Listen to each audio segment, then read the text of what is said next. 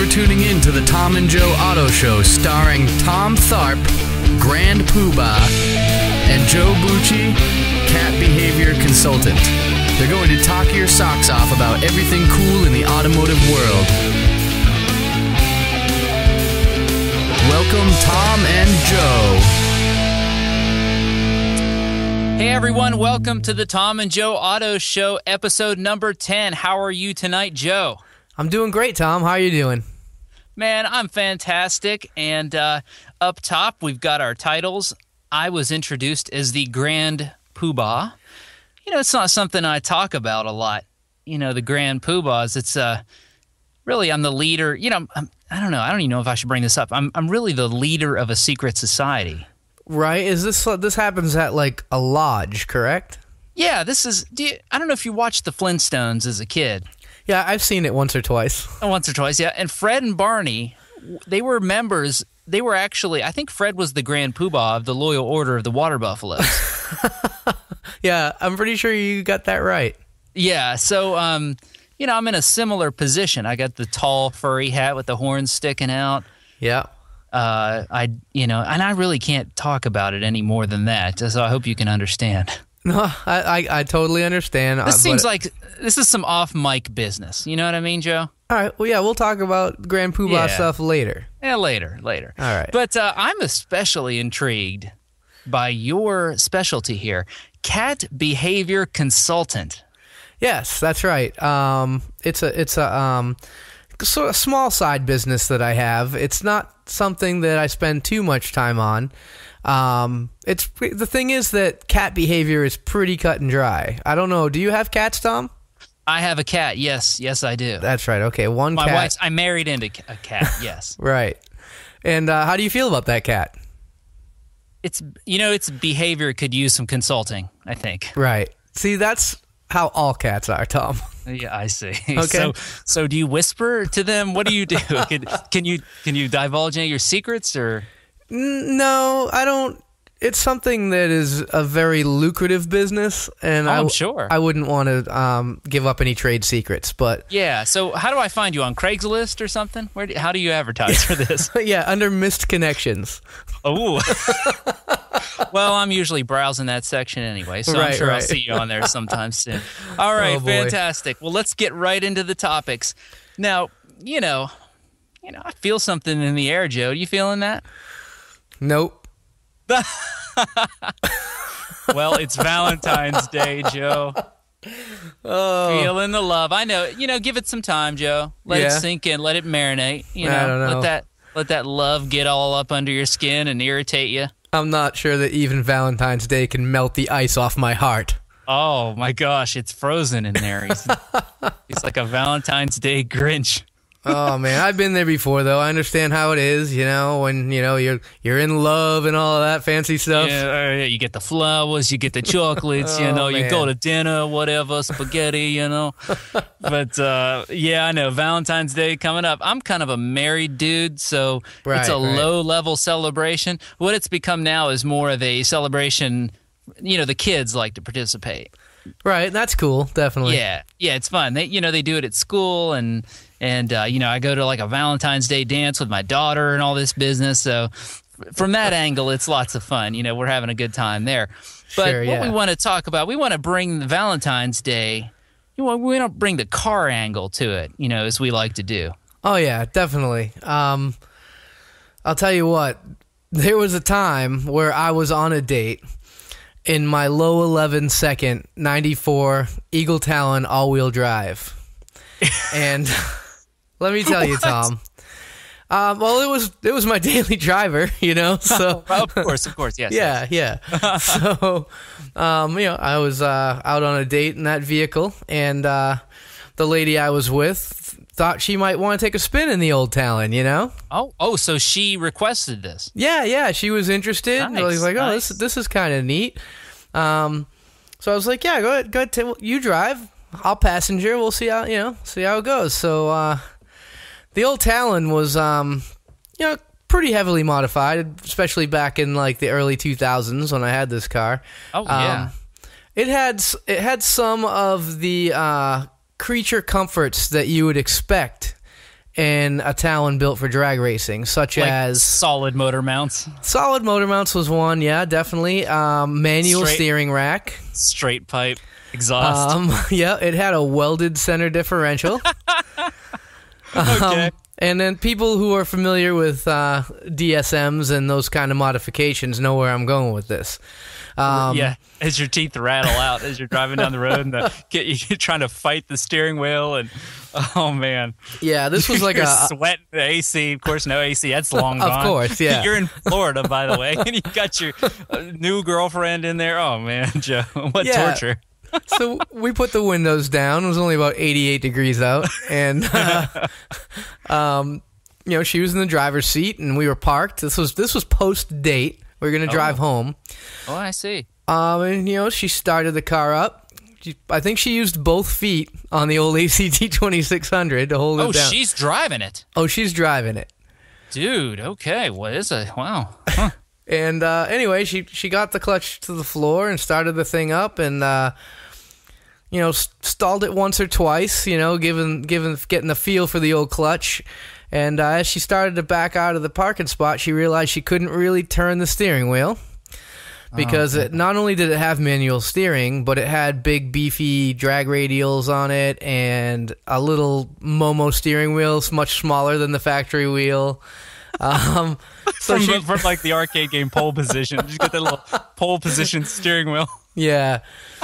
So, these things started to stack up. Yeah, she's getting the whole DSM race car experience. I love it. Yeah, and she was working at it until she did start to get the wheel turned and back out of the parking spot, and the old welded diff started to take effect. Oh, here comes the welded diff in on you. And it was as if she was trying to back up a very steep hill. And, well, long story short, she gave up. That was the end of that. Didn't get it out of the parking space or the parking lot. Yep. Oh, that's a good one. Well, yeah, that's we had on our topics, first date cars, and I think I've got a similar one down in Florida. When I moved down to Florida, I brought with me. It's probably like my first really serious project car right out of college. I fixed up a Trans Am. I made it to look like a 1992 Firehawk. Oh, okay, cool. Which was a SLP car back then, kind of unique. And I got the Firehawk wheels and all that kind of stuff. And I thought, this was a pretty. I had the V8 had a gear drive timing setup. Nice. So, that makes some noise. Yes, it's making the noise. I converted this thing. I had a crate engine in it, like a 350, 355. I put a 5-speed in it behind the 350 and did a different rear end. I did all sorts of stuff to this car. I had nitrous on it. Nice. And so this was, this surely will impress me lady. That's my thought. So I grab this car, pick her up. Well, she's not a car person, Joe. Oh, boy. Not quite this type of car person anyway. This is the same deal. AC, long gone, Florida heat, gear drive V8, rough suspension. So it was a very similar situation. Now, she didn't drive, but I'm going to be honest. I did hit the nitrous as we were getting on the highway.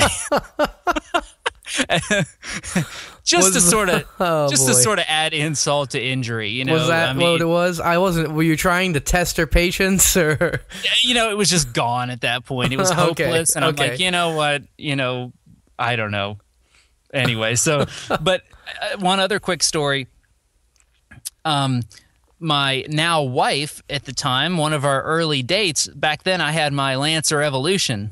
Right, my 2003. It was my new car back then, and I remember picking her up, and she really liked it. Wow, that's cool. And I was like, "Hey, she's a keeper," She's like.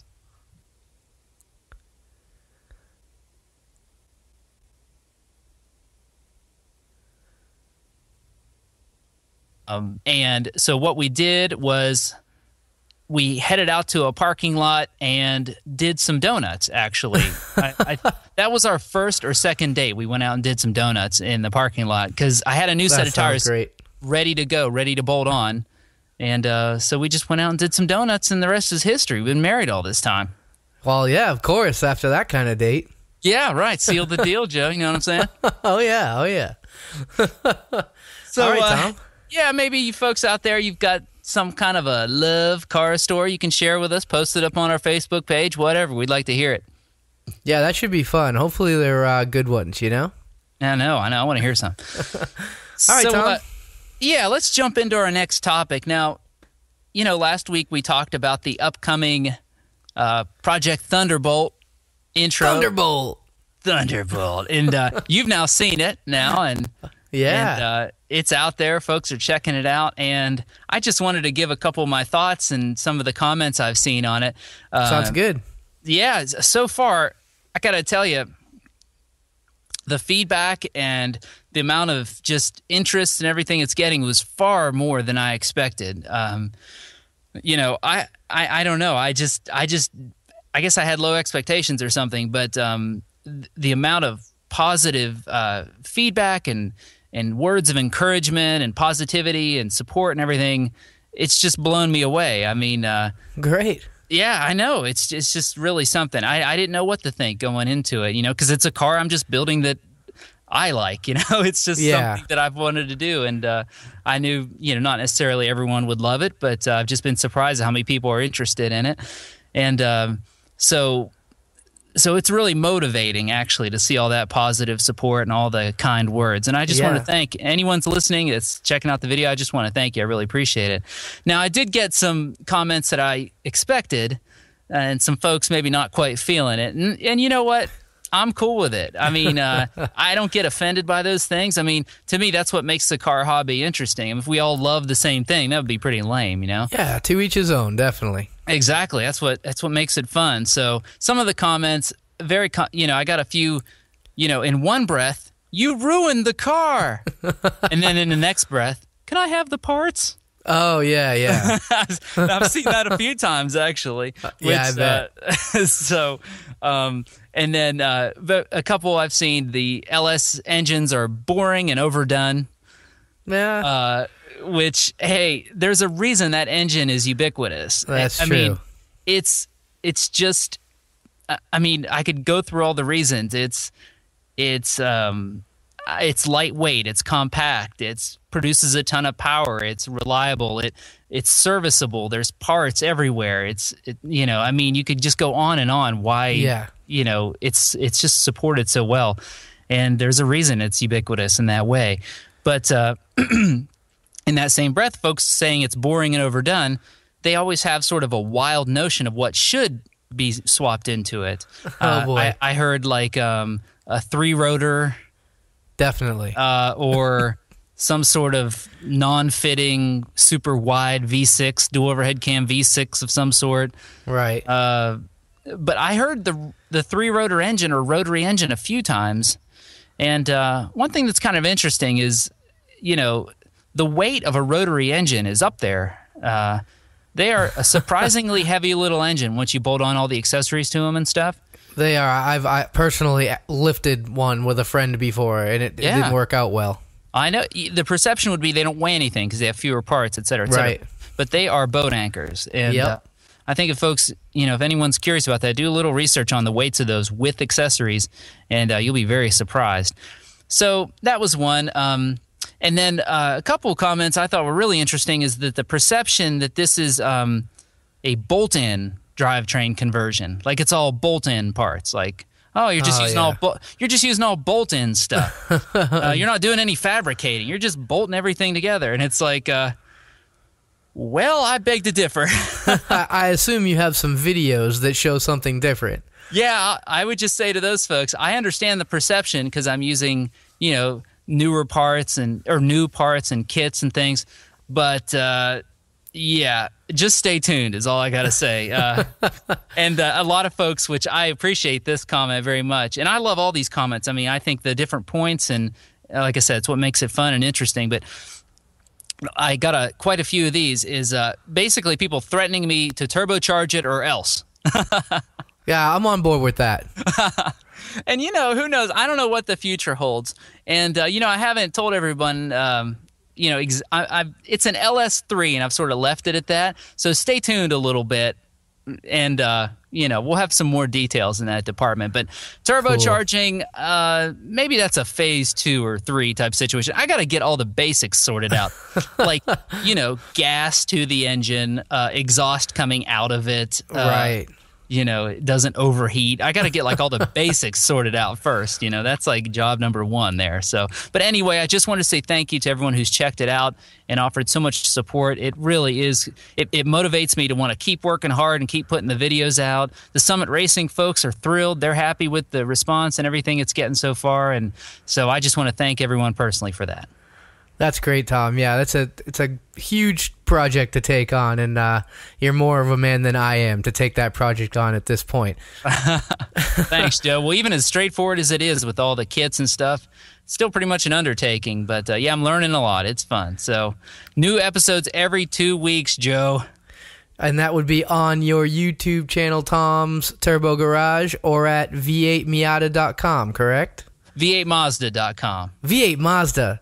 Forget what I said. That other thing. Forget it. It's all right. That's probably some other cool Miata V8 site. I wouldn't doubt. It probably is. I think that's actually forums. That's actually a good site too. But yeah, so all right.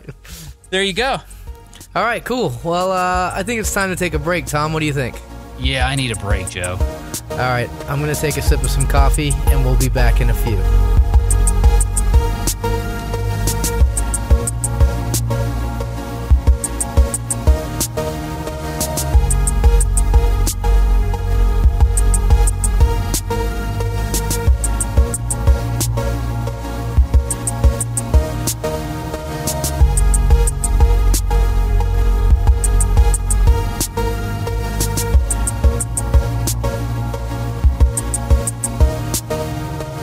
Hey, welcome back, everybody. Just to tell you, don't forget to check out our Facebook page, the Tom and Joe Auto Show Facebook page. We've had some good action over there lately. People sending us videos and posting to our page and just giving us all sorts of cool stuff to look at. We've had a lot of new likes lately, and we're definitely enjoying all that. And always, we want to encourage you to subscribe on iTunes, and we post the videos in a variety of places. Joe has his website, and he posts them on and everything, and we post them on YouTube and such. But we'd really like you to subscribe on iTunes and like our page. That would be great, huh, Joe? Yeah, definitely. We really appreciate that sort of thing. I love the traffic that we've had on the Facebook page recently. That's really fun with all the pictures and videos and comments we've been getting recently. So we hope that really picks up. Yeah, definitely. So the next topic we want to cover, I'm really excited about this one. I'm telling you what, it seems like new cars coming out. I mean, I get excited for lots of new cars. I mean, we've got the auto show season. We got the Chicago Auto Show. I think Chicago's next, coming up in like a week. And, I get excited about a lot of the new cars, but a lot of them seem just sort of out of reach for whatever reason. Like the Corvette Z06, it just seems sort of like it's just out there, Yeah, it's a big money, it's a big investment. The Ford GT, it's just sort of out there. I love it, but it's just out there somewhere. Right. This is a car that seems like, whoa, this seems doable. You know what I mean? And this is probably the most excited I've been for a new car reveal in a long time, just because it's pushing all the buttons that I like, Oh, yeah, I hear you. So what we're talking about is the recent reveal of the 2016 Ford Focus RS. Amazing, man. Ford killing it again. Killing it. And they said they're going to be bringing, let's see, a dozen new performance vehicles by 2020. And I know that sounds like 100 years from now, 2020, but it's really not that far when you think about it, and they spread them out over that time. But let me tell you, this is a pretty serious entry here. Let me just read through the specs a little bit, Joe. You can tell me what you think. I know you've looked into it a little bit. Yeah. So we got the 2.3-liter EcoBoost Turbo 4 that's in the Mustang, but they've upgraded it with a low-inertia twin-scroll turbo, larger compressor wheel and intercooler, better free-flowing intake, a large bore dual-pipe exhaust with electronically controlled valve. That's pretty awesome. I always love that. That is cool. 6,500 RPM redline, and well in excess of 315 horsepower. Yeah, that's a really odd way of putting the horsepower. I wonder about that, but yeah, they might still be going through the SAE certification or something. Right, could be. But yeah, that is a weird sort of marketing speak kind of way to do that. But all-wheel drive. It says it can the system. It's a torque vectoring setup that can send as much as 70% to the rear wheels. And the only thing now, a little bit of something that turns me off here is the system works in tandem with the brake-based torque vectoring system. Not too crazy about that, but I'm sure they've got it all sorted out to where you don't even notice it, you know. Sure, I've experienced that in a BMW with the turbocharged BMW 3 Series that uses that technology, and it does work well. Yeah, I've got it in the ISF, and it works. Okay, you would never even know it, you know. Yeah, and so yeah, I think so too, but. So a couple other things. I mean, this is a serious car. When you start reading deeper into the specs here, it's going to come with 2-mode switchable shocks. Okay, cool.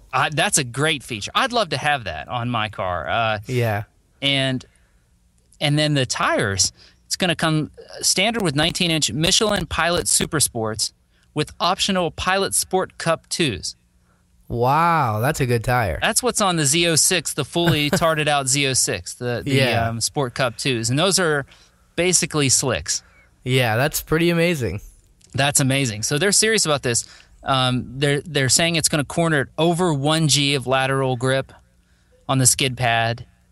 And what's another interesting fact, it's going to be built exclusively in Germany.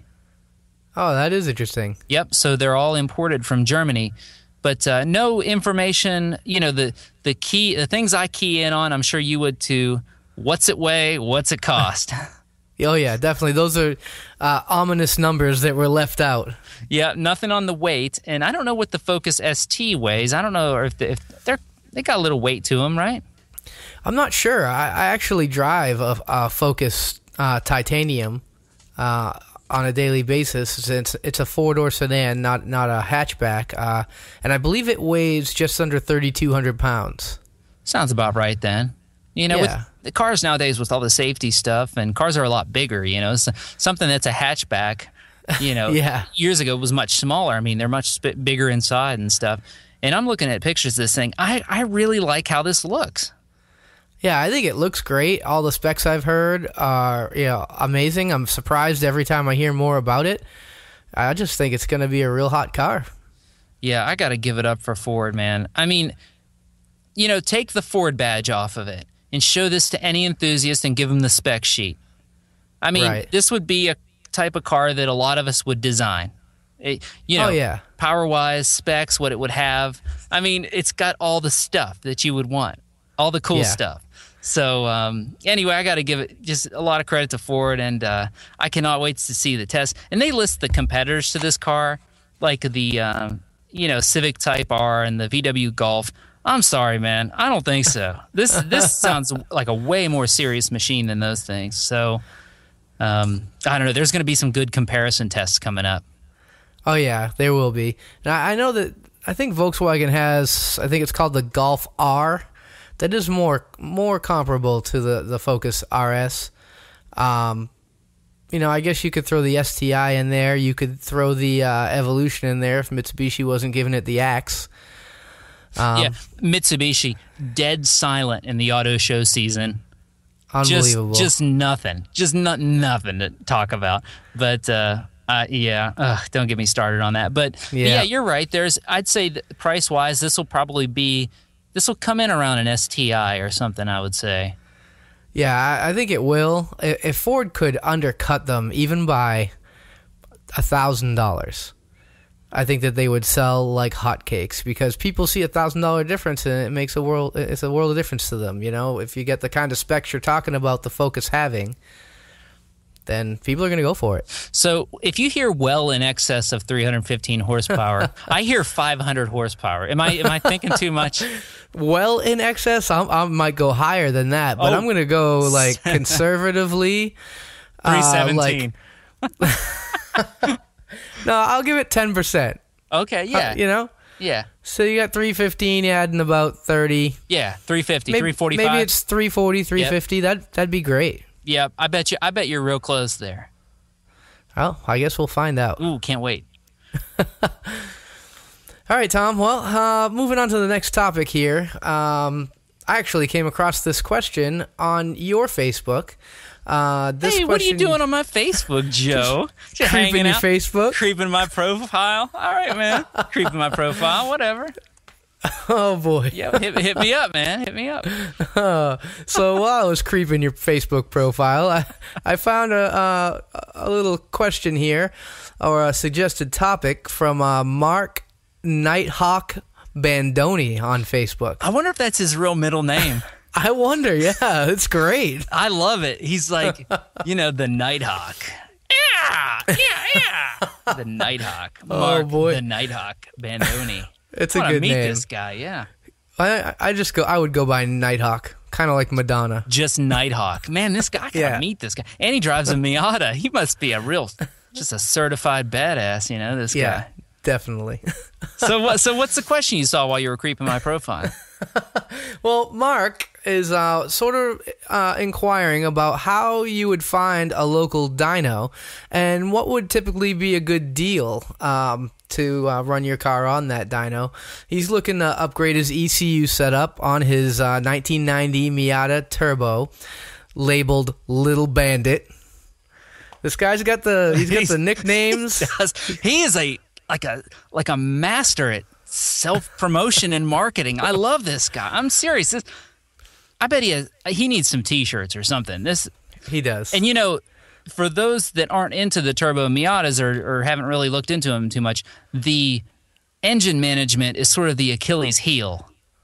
Right, yeah. With turbocharging any non-turbo car, really, Yeah, it's hard. Yeah, it's hard. And even with an older Miata, with the old OBD setup, it's still difficult. There isn't a de facto engine management system. The best thing is Mega Squirt, which is a full standalone. Yeah. I hooked mine up. I hooked a DSM ECU up to it and got that working. I remember. That was a good idea. It worked great. It ran like a charm, but I wouldn't recommend that for most folks. But Mega Squirt's pretty good. And he said he's using the Hydra EMS. I've heard good things about it too, but definitely advanced as far as tuning goes. You gotta know the ins and outs and not blow your stuff up. Yeah, it sounds here like Mr. Nighthawk might be kind of new to tuning. He's looking for a place to get this set up, this Hydra EMS tuned at. So he was asking if we had any examples of what he should expect. So what I did was I asked a couple people that are in the know if they had any information they could give me. I spoke to Mr. Ben Stoner over at Fat House Fabrications in Martinsville, Indiana. And Ben told me that typically he would charge $125 an hour to rent the dyno hourly with a 2-hour minimum. So if you're going to go in there, you need to rent the dyno, you're going to tune it yourself, or you've brought along a tuner. That's what you would expect to pay hourly to use the dyno. Yeah, pretty good. Yeah, that's not bad.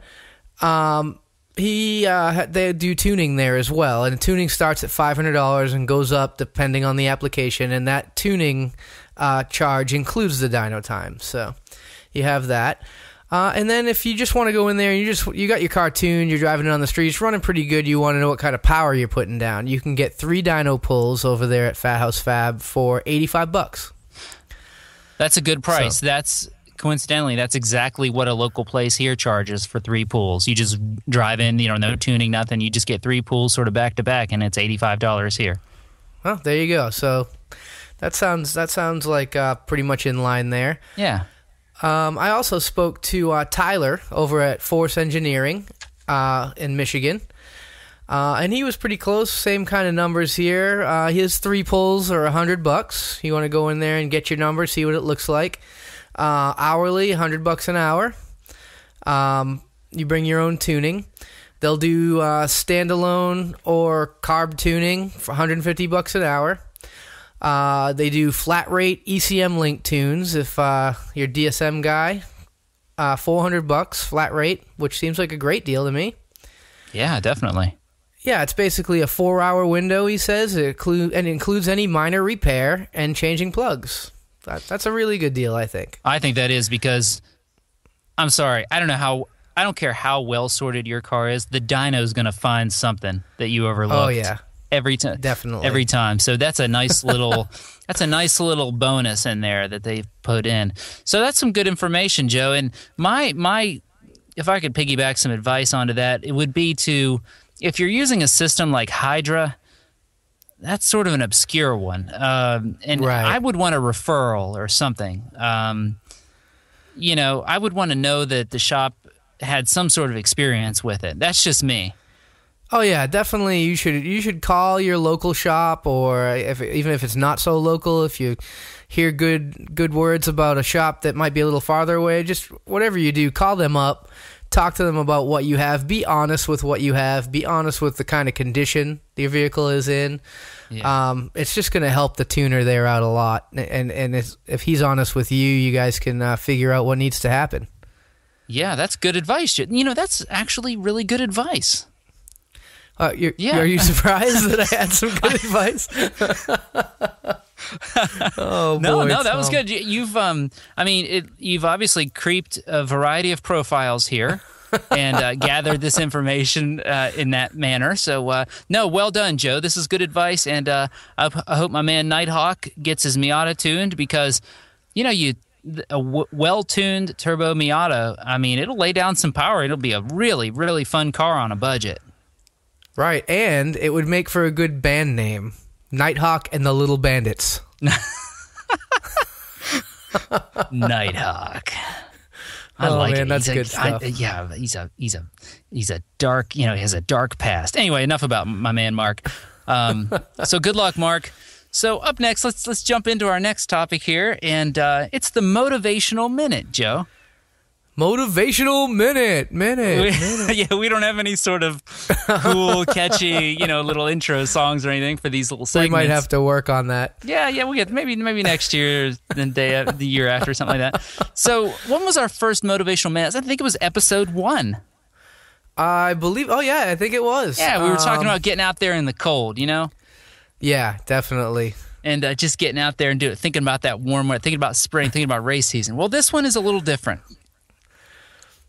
This is, when if you've got a big project right now that you're somewhere in the midst of, if you're in the planning stage, or if you're actually, somewhere in the middle, or maybe you've fallen off a little bit and need to get back on it. My advice, and what's worked for me, is just break it down. If you've got a task list or a list of to-dos that's a mile long, just break it down to small jobs, one job at a time. You know what, Tom? That's really good advice. I've been creeping your profile. And but for me, I'm not a professional mechanic. I'm just a shade tree having fun out there. And if I consider the whole project and all the tasks, I get overwhelmed. You know what I mean? It's just too much. It's like I get nothing accomplished.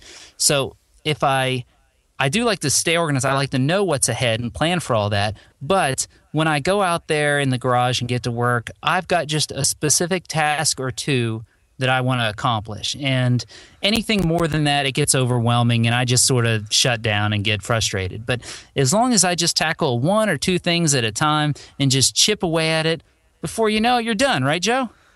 Yeah, definitely. Chip away at it. That's the phrase. It's perfect, You got to have kind of a plan. You got to look ahead a little bit, but you really have to focus on what needs to be done today.